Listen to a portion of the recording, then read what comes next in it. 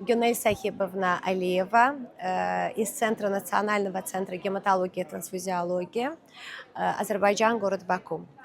Моя тема, наш доклад «Риск развития гемобластозных заболеваний у лиц, инфицированным вирусом гепатита В и С».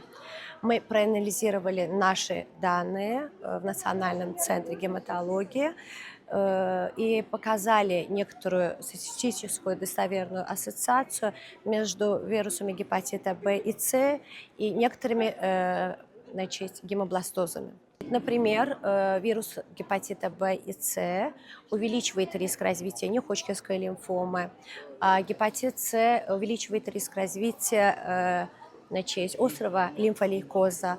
Но было доказано, что множественная миелома, хроническое миелопролиферативное заболевание, хронический лимфолейкоз, там нет никакой ассоциации.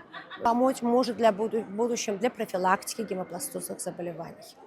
Если мы знаем, что у этого пациента есть вирус гепатита В и С, профилактически уже держать под контролем для гемобластозных заболеваний.